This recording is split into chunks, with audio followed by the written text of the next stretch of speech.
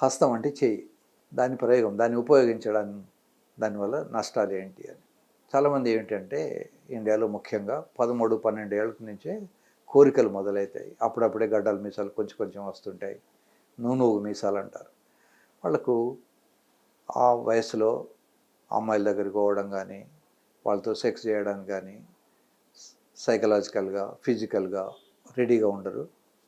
So ఎప్పుడైనా వాళ్ళు porno కానీ ఇంకేదన్నా చూసినప్పుడు హార్డ్ అవుతుంది. లేదా వాళ్ళ సీనియర్స్ వాళ్ళను మిస్లీడ్ చేసి చేత్తో ఊపుకోండి భలే ఆనందంగా ఉంటుందని చెప్పడం, ఇవన్నీ జరుగుతుంటాయి.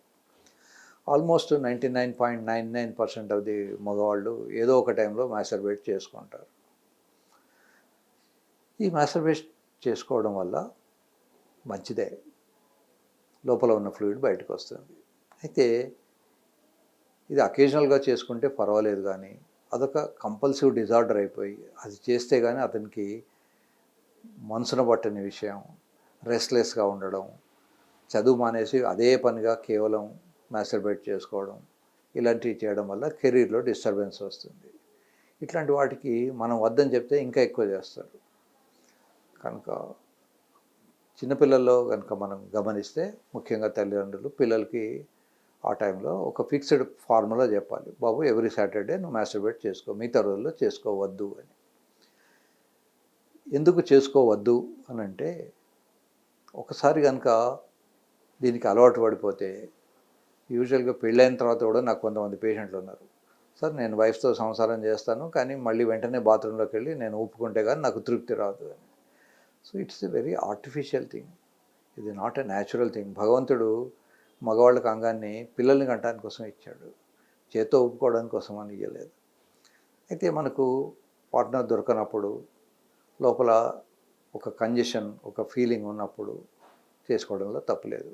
నేను ఒక్కోసారి సీనియర్ సిటిజన్స్ వస్తారు, సార్ భార్య చనిపోయింది, నాకు ఏదో అనీజీగా ఉంటుంది పెల్విస్లో అని. అట్లాంటి వాళ్ళు కూడా నేను చెప్తాను, బాబు వారానికి 2 సార్లు ఒకసారి మీరు మాస్టర్బేట్ చేసి లోపల ఉన్న ఫ్లూయిడ్ తీయాలి అని.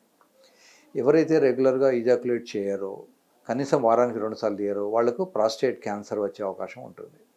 కనుక మాస్టర్బేషన్ ఒక రకంగా మంచిదే, లిమిట్స్లో చాలా మంచిది. లిమిట్ దాటిపోతే దానివల్ల దుష్ప్రభావాలు ఉంటాయి. దుష్ప్రభావాలు ఏమిటి అంటే, ఈ ఎంజాయ్మెంట్కి అలవాటైపోయి భగవంతుడు ఇచ్చిన అమ్మాయిల అందాన్ని ఆస్వాదించలేకపోవడం, వాళ్ళతో ఎంజాయ్ చేయలేకపోవడం, అవన్నీ కూడా లాస్ అయిపోతాయి. యూజువల్గా గేదెకు దూడలు చనిపోయినప్పుడు ఆ గేదె ఓనరు ఆ చనిపోయిన దూడ చర్మం లోపల కొంత గడ్డి పెట్టి ఒక బొమ్మలాగా తయారు చేసి దాన్ని గేదె ముందర పెట్టేసి పాలు పెడతాడు.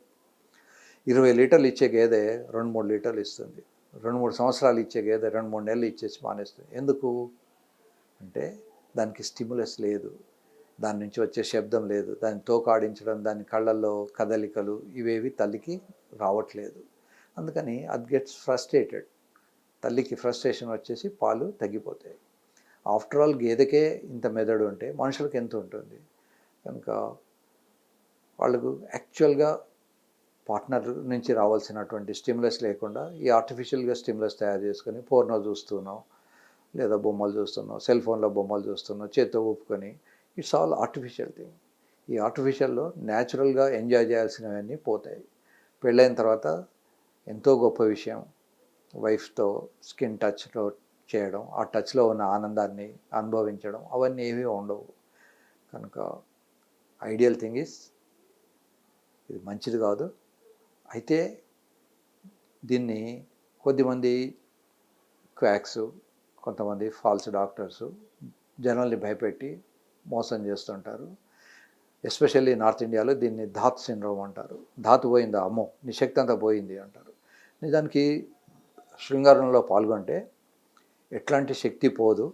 శృంగారం అనేది ఒక రకమైనటువంటి రన్నింగ్ లాంటిది. రన్నింగ్ చేస్తే ఏ వ్యక్తికైనా శక్తి వస్తుంది, కానీ శక్తి పోదు. అయితే అలసిపోతారు. సో మాస్టర్బేషన్ చేసినా అలసిపోతారు, శృంగారం చేసినా అలసిపోతారు. అలా అలసిపోవడం వల్ల కాళ్ళు చేతులు లాగడము, నిద్ర రావడం ఇవన్నీ జరగచ్చు. అంతేగాని దానివల్ల శరీరానికి ఎలాంటి నష్టము లేదు.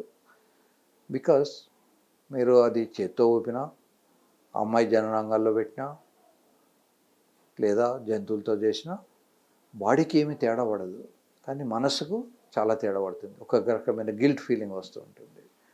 సో శరీరంగా వైద్యపరంగా మాస్టర్బేట్ చేసుకోవడం మంచిదే, కానీ లిమిట్స్లో చేసుకోవాలి. తర్వాత దీన్ని ఏదో పోతుంది, ధాతు పోతుంది, దీన్ని ఆపుకోవాలి. లేదా నైట్ ఫాల్స్ అంటారు, రాత్రిపూట ఉన్నట్టుండి అది దాన్ని చదివే బయటికి వస్తూ ఉంటుంది. ఈ నైట్ ఫాల్ రావడము, తెలిపోతుంది అని చెప్పేసి దానికి ఏదో వైద్యం చేయడము.